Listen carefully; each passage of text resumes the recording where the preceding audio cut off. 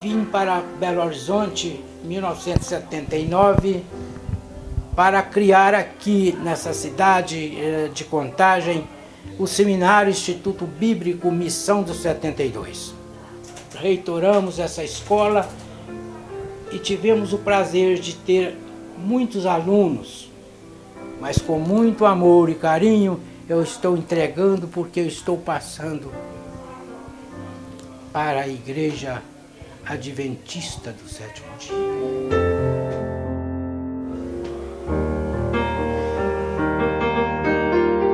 Como pastor, eu viajei 14 países aqui entre a América Central e a América do Sul, evangelizando, pregando a palavra de Deus.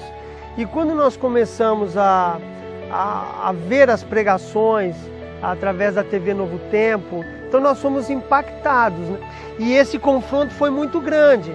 Nós somos pastores há muitos anos, há mais de 20 anos, e tínhamos uma igreja aberta. Tomamos a decisão de nos batizar na Igreja Adventista do Sétimo Dia, a qual hoje a Débora e eu nós somos membros. Ela é diretora do Ministério Pessoal e também do Ministério de Família, e eu sou ancião da igreja aqui em Itaipu. Sempre tinha que pregar a palavra de Deus e desviá-la, trazer para um outro lado, o lado da prosperidade, o lado da autoajuda apenas. Eu falei, Senhor, eu prefiro morrer, então só tira a minha vida. E foi nessa turbulência toda que um dia a minha esposa, ela muda a operadora. Veio até um ponto que eu falei, meu Deus, o que esses homens estão pregando é irrefutável. Porque eu começo a pegar a Bíblia e comparar, estudar de novo. Eu falei, mas é uma seita. A ideia que eu tinha da Igreja Adventista do Sétimo Dia era fechada, uma seita. Sem saber por quê, mas era seita. Incrível, né? Incrível. Como é que a gente vai deixando os preconceitos entrarem na gente, sem a gente se autoquestionar. E eu falei, não, mas não pode ser seita, mas é seita. Eu fiquei naquele conflito. E foi quando eu comecei a estudar. Agora, nós tínhamos informações muito ruins a respeito da igreja. Eu conheço um pastor que também já foi batista e hoje ele é pastor adventista. Nessa mesma semana, a Igreja Batista também, agora em sucessão pastoral, ela sugere que eu venha ser o pastor titular da igreja. E aí, num culto no domingo, na Igreja Batista, eu prego num texto de Lucas a respeito da escolha dos discípulos. Quando eu termino a pregação, eu me vejo dentro da pregação e começo a conversar com a igreja. Falo, irmãos, olha, assim como Jesus fez, que na escolha dos discípulos, ele não escolheu de uma hora para outra. Ele passou um bom tempo orando. E Ivone e eu também estamos há um bom tempo orando, né, para a direção de Deus para a nossa vida. Né? E assim como ele fez, ele não chamou só os 12 num cantinho e falou, eu vou escolher vocês. Mas ele chamou todos e falou na frente de todos qual é a sua decisão. Isso é uma questão de transparência. Então, eu tenho que ser transparente com a igreja. Ivone e eu estamos deixando não só essa igreja, mas a denominação batista, e estamos indo para a Igreja Adventista do Sétimo Dia. Em 1982, eu fiz teologia pelo maior seminário do Brasil, que é o Seminário Betel, que é da Assembleia de Deus, até hoje, um dos maiores seminários do Brasil. E quando fui ungido a pastor, eu comecei a trabalhar, né, e formava os pastores. Sob o meu comando, tem mais de 200 formados no Brasil todo. Eu pulava muito as passagens bíblicas. Eu percebi que eu estava totalmente errado nos meus ensinamentos. Não esqueça que os 10 mandamentos, eles foram escritos pelo dedo de Deus. Uma pessoa do curso que eu estava dando e me pediu para falar sobre a lei de Deus. Eu consegui montar, começando em Êxodo, capítulo 20. Perguntei se eles adulteravam, eles falaram que não. Perguntei se matava, eles falavam que não. Perguntei se roubava, eles falavam que não. Os alunos. Eu falei, então onde está escrito que você não pode roubar, não pode matar, não pode adulterar, não pode mentir, está escrito para você guardar o santo sábado. É o 4º mandamento da lei de Deus. E ali então eu fui debulhando a Bíblia.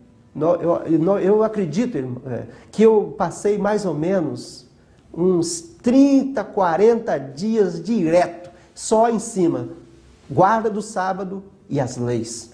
E vi que nós não, mesmo meu esposo sendo pastor, nós não guardávamos, nós não seguia tudo aquilo que está aqui na palavra de Deus.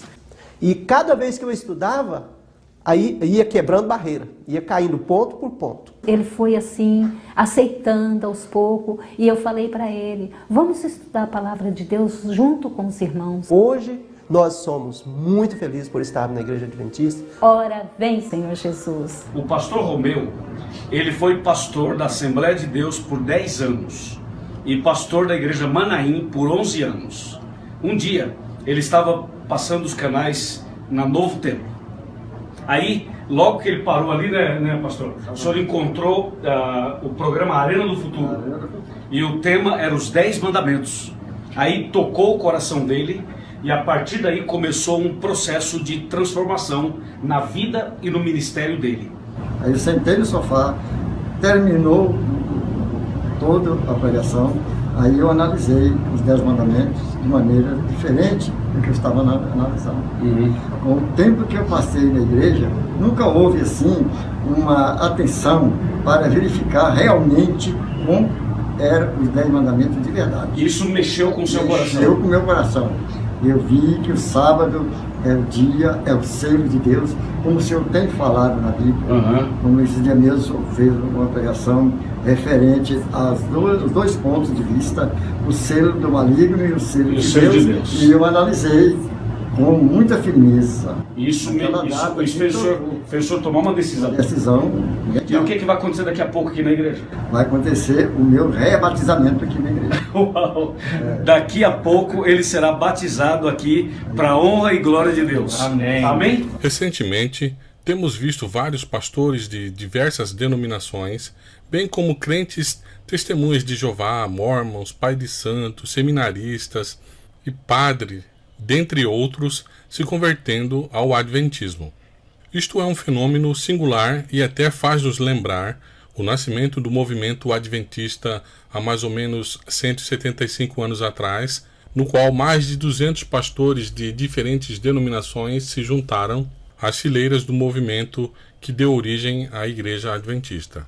Esses pastores agora estão vendo com outros olhos aquela igreja que eles antes chamavam de seita, vindos da Assembleia de Deus, Evangelho Quadrangular, da Batista, Igreja Universal, dentre outras denominações. Esses pastores sentem agora terem encontrado a verdadeira Igreja de Deus aqui na Terra. E olha que eles não estão de brincadeira. Ou você acha que eles estavam tranquilos lá na igreja deles, e aí, de repente, do nada, eles pensaram, poxa, aqui na minha igreja está muito chato. Espera aí. Já sei o que vou fazer. Vou me batizar na Igreja Adventista do Sétimo Dia. É brincadeira, né? Não. Eles tomaram essa decisão após meses de estudo intensivo e minucioso da Bíblia, pesquisas realizadas na calada da noite, mediante suplicante oração em favor da graça e direção do Espírito. Agora, se você já estudou matemática, provavelmente deve se lembrar de análise combinatória e probabilidade. Então, a cada vez que se adiciona uma nova condição para apurar um determinado resultado, a probabilidade de se esperar aquele resultado vai ficando cada vez mais remota. Assim, numa cidade com 300 mil habitantes, Joãozinho tem um determinado número de chance de encontrar moças loiras de olhos verdes. Mas se, além disso, ele adicionar mais 2 condições, vamos supor, cabelo comprido e uma pinta no braço, as chances dele encontrar essa moça aumentam ou diminuem? Certamente diminuem, pois, a cada vez que se adiciona novas condições, as chances ficam cada vez mais distantes, conforme for o grau de dificuldade dessa condição. Então temos uma situação em que um pastor de uma religião qualquer se torna um adventista. Vamos supor que a chance disso acontecer seja de 1 para 10 mil. Mas agora, visualizando uma outra situação, se adicionamos não um pastor, mas vários pastores, e de várias denominações diferentes, as chances para isso acontecer agora não serão mais de 1 para 10 mil, mas de 1 para milhões talvez. Isto é, seria muito mais difícil acontecer. Mas então, por que será que uma igreja cristã, tida como seita para muitos, está atraindo tantos pastores de outras igrejas? Já vimos que, matematicamente, a chance disso ser uma coincidência é muito difícil, é quase nula. Então, amigo, só temos uma explicação. A Igreja Adventista tem, de fato, uma mensagem especial para o mundo que não pode ser desprezada. Muito embora Deus tenha seus fiéis em todas as denominações, e eles ouvirão a sua voz no momento certo. As 3 últimas mensagens a serem pregadas aos habitantes da terra, porém, somente o povo que guarda os mandamentos de Deus e tem o espírito de profecia pode pregar. A minha credencial de estar aqui.